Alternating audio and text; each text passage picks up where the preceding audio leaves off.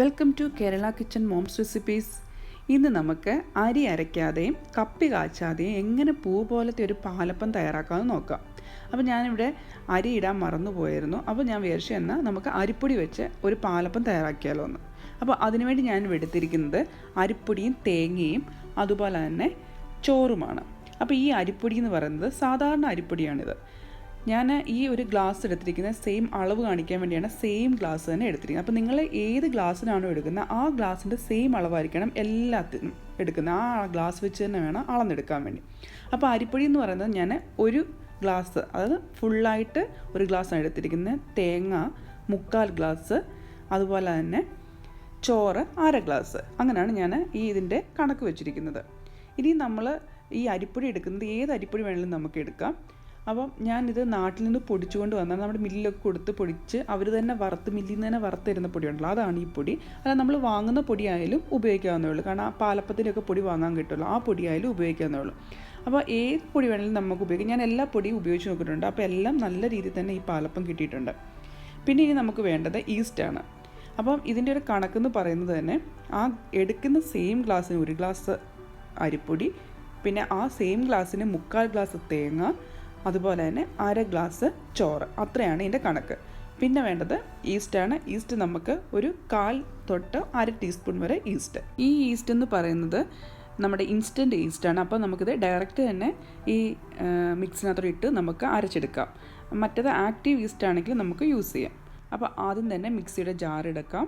അതിനകത്തേക്ക് നമുക്ക് എടുത്തു വെച്ചിരിക്കുന്ന ഓരോ കൂട്ടുകളും ചേർത്ത് കൊടുക്കാം. അത് തന്നെ ഞാൻ അതിനകത്തേക്ക് തേങ്ങ ഇട്ട് കൊടുക്കുകയാണ്. അപ്പോൾ തേങ്ങ എന്ന് പറയുന്നത് നമ്മൾ 3/4 ഗ്ലാസ് തേങ്ങയാണ് എടുത്തിരിക്കുന്നത്. അപ്പോൾ ഏകദേശം ഒരു അരമുറി തേങ്ങയോളം വരുന്നുണ്ട് ഇത്. അപ്പം ഇനി അടുത്തായിട്ട് നമുക്ക് ചേർക്കാനുള്ളത് ചോറാണ്. ചോറ് നമ്മൾ എടുത്തിരിക്കുന്നത് 1/2 ഗ്ലാസ്സാണ്. ഏത് ചോറ് വേണമെങ്കിലും നമുക്ക് ഉപയോഗിക്കാം. ബസ്മതി റൈസ് ആയാലും യൂസ് ചെയ്യാം, അതുപോലെ വൈറ്റ് റൈസ് ഉണ്ടല്ലോ അതായാലും ഏത് ചോറായാലും യൂസ് ചെയ്യാം. ഞാനിപ്പം കുത്തരിയുടെ ചോറ് ഉപയോഗിക്കുന്നതേ ഉള്ളൂ. ഞങ്ങളിവിടെ എപ്പോഴും കുത്തരിയുടെ ചോറാണ് വെക്കുന്നത്. അപ്പം ആ ചോറ് യൂസ് ചെയ്യുന്നേ ഉള്ളൂ. അപ്പോൾ നിങ്ങളുടെ കയ്യിൽ ഏത് ചോറാണോ ഉള്ളത് ആ ചോറ് നിങ്ങൾക്ക് ഇതിനകത്തേക്ക് ചേർത്ത് കൊടുക്കാം. ഇനിയിപ്പോൾ നമ്മൾ അടുത്തായിട്ട് ചേർക്കാനുള്ളത് അരിപ്പൊടിയാണ്. അപ്പോൾ അരിപ്പൊടി എല്ലാം കൂടി നമ്മൾ ഒന്നിച്ച് തന്നെ ഇതിനകത്തിട്ട് അരയ്ക്കുവാണ്. അപ്പോൾ അരിപ്പൊടി ഞാൻ പറഞ്ഞില്ലേ, എടുക്കുമ്പോൾ നിങ്ങൾക്ക് ഏത് ടൈപ്പ് വേണമെങ്കിലും അരിപ്പൊടി എടുക്കാം. നമുക്ക് ഈ വാങ്ങാൻ കിട്ടുമല്ലോ, ഡബിൾ ഹോഴ്സിൻ്റെ ഒക്കെ വാങ്ങാൻ കിട്ടും. പാലപ്പം മിക്സ് എന്ന് പറഞ്ഞിട്ട് ആ പൊടിയായാലും എടുക്കാം. അതല്ലെന്നുണ്ടെങ്കിൽ നമ്മൾ നാട്ടിൽ നിന്നൊക്കെ പൊടിച്ചുകൊണ്ട് വരുന്ന പൊടിയായാലും എടുക്കാം. ഏത് പൊടിയായാലും നമുക്ക് ഈ ഇതുണ്ടാക്കാൻ വേണ്ടി എടുക്കാം. ഇനി അടുത്തായിട്ട് ചേർക്കാനുള്ളത് ഈസ്റ്റാണ്. ഞാനിപ്പോൾ ഒരു 1/4 ടീസ്പൂൺ, 1/2 ടീസ്പൂൺ ഫുള്ളായിട്ടുള്ളത്, ഒരു 1/4 ടീസ്പൂൺ തൊട്ട് 1/2 ടീസ്പൂൺ വരെ ഈസ്റ്റ് നമുക്ക് ചേർത്ത് കൊടുക്കാം. ഇനി നമുക്കിതിനകത്തേക്ക് ആവശ്യത്തിന് വെള്ളം ഒഴിച്ചു കൊടുക്കാം. അപ്പോൾ ഞാൻ ഈ ബോട്ടിലിലെ വെള്ളമാണ് ഒഴിക്കുന്നത്. കാരണം അതിൻ്റെ ആ വെള്ളത്തിൻ്റെ കണക്ക് നിങ്ങളെ കാണിക്കാൻ വേണ്ടിയാണ് ഞാൻ ഈ ബോട്ടിൽ തന്നെ യൂസ് ചെയ്യുന്നത്.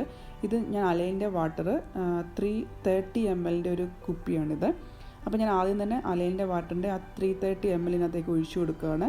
എന്നിട്ട് നമുക്കൊരു സ്പൂൺ വെച്ച് ജസ്റ്റ് ഒന്ന് ഇളക്കി കൊടുക്കാം. കാരണം പൊടിയല്ലേ, അപ്പോൾ ശരിക്കും താഴേക്ക് ആ വെള്ളം ഒന്ന് ഇറങ്ങി ചെല്ലാൻ വേണ്ടി നമുക്ക് ഒരു സ്പൂൺ വെച്ച് ജസ്റ്റ് ഒന്ന് ഇളക്കി കൊടുക്കാം.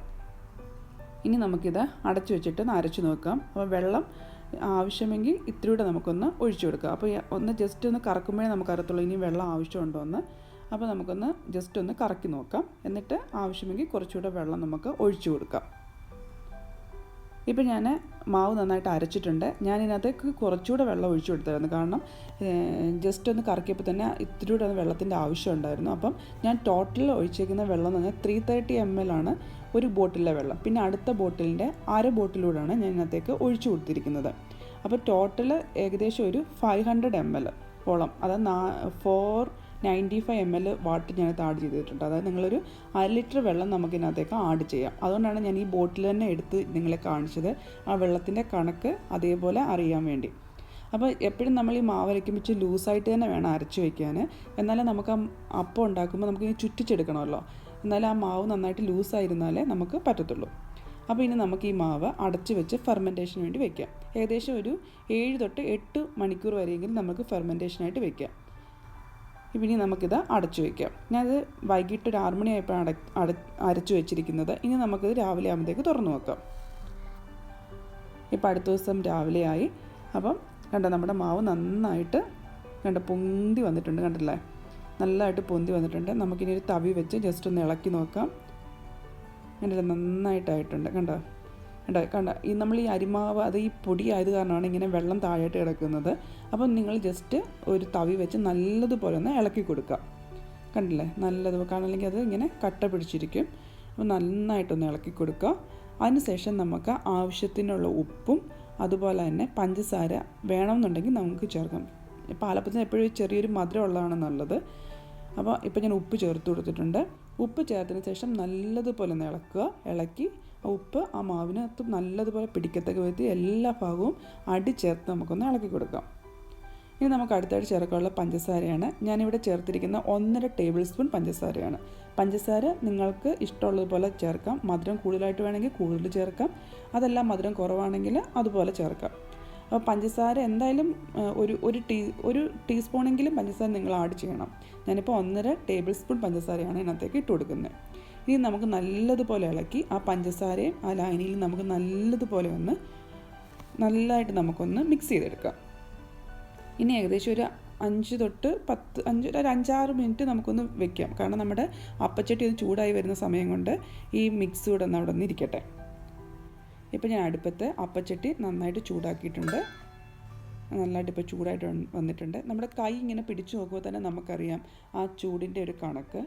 അപ്പോൾ എന്നും അപ്പം ചുടുന്നവർക്ക് നന്നായിട്ട് മനസ്സിലാവും ആ ചൂടിൻ്റെ കണക്ക്. എന്നാലും നമുക്കൊരു എപ്പോഴും ഇത്തിരി ഒരു മീഡിയം ചൂടിൽ വെച്ചിട്ട് വേണം നമുക്ക് ഇത് ഒഴിച്ചു കൊടുക്കാൻ വേണ്ടി. അപ്പോൾ നമുക്ക് ഓരോ തവി മാവായിട്ട് ഒഴിച്ചു കൊടുക്കാം. ഒഴിച്ചു കൊടുത്തിട്ട് പെട്ടെന്ന് തന്നെ നമുക്ക് എടുത്ത് ചുറ്റിക്കണം. കണ്ടല്ലേ, ഇതേപോലെ 4 സൈഡ് നമുക്കൊന്ന് ചുറ്റിച്ചെടുക്കാം. ഇപ്പം തന്നെ കണ്ടല്ലേ, നന്നായിട്ട് അവിടെ നല്ല കൊമ്പളകളൊക്കെ വന്നിങ്ങനെ ആയിട്ടുണ്ട്. കണ്ടില്ലേ, ഇനി ജസ്റ്റ് നമുക്ക് നടുക്കോട്ട് അത് നാക്കി വെച്ചിട്ട് ഇനി നമുക്ക് സിമ്മിലിട്ടിട്ട് ഇത് നമുക്ക് അടച്ചു വെച്ച് വേവിക്കാം. ഇപ്പോൾ ഒരു 2 മിനിറ്റ് ആയിട്ടുണ്ട്. നമുക്ക് തുറന്ന് നോക്കാം. കണ്ടില്ലേ, നല്ലതായിട്ട് നമ്മുടെ അപ്പം ആയിട്ടുണ്ട്. 4 സൈഡും നല്ലതുപോലെ മുരിഞ്ഞു വന്നിട്ടുണ്ട്. കണ്ടില്ലേ, ബ്രൗൺ കളറ്. ചിലവർക്ക് നല്ലപോലെ ബ്രൗൺ കളർ വേണമായിരിക്കും, ചിലവർക്ക് അത്ര വേണ്ടായിരിക്കും. അപ്പോൾ നിങ്ങൾക്ക് നിങ്ങളുടെ കണക്കിനനുസരിച്ച് അതെടുക്കാം. കണ്ടില്ലേ, നമുക്കിത് കൈ കൊണ്ട് തന്നെ ഇത് എടുക്കാവുന്നേ ഉള്ളൂ. അതേപോലെ നമ്മുടെ പാത്രത്തിൽ നിന്ന് അത് വിട്ട് വന്നിട്ടുണ്ട്. ഇനി നമുക്കിത് സെർവിങ് ഡിഷിലേക്ക് മാറ്റിയെടുക്കാം. കണ്ടില്ലേ, നല്ല സോഫ്റ്റ് ആയുള്ള അപ്പമാണ്. കണ്ടില്ലേ, നന്നായിട്ട് 4 സൈഡും നല്ലതുപോലെ ക്രിസ്പി ആയിട്ട് വന്നിട്ടുണ്ട്. നടുഭാഗത്ത് നല്ല സോഫ്റ്റ്. അപ്പോൾ നമുക്ക് ഇതുപോലെ ബാക്കിയുള്ള മാവും അപ്പം നമുക്ക് ചുട്ടെടുക്കാം.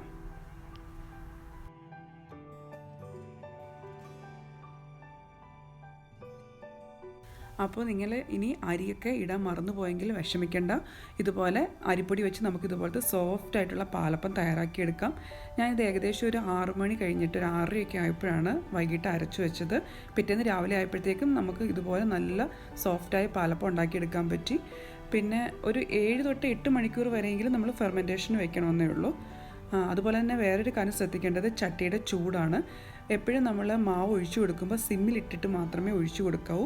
അതിനുശേഷം 4 സൈഡ് ഇതുപോലെ ചുറ്റിച്ചതിന് ശേഷം പിന്നെ നിങ്ങളൊന്ന് മീഡിയം ഫ്ലെയിമിലേക്ക് ഇട്ടിട്ട് നമുക്ക് അടച്ചു വെച്ച് ഇത് വേവിച്ചെടുത്താൽ മതിയായിരിക്കും.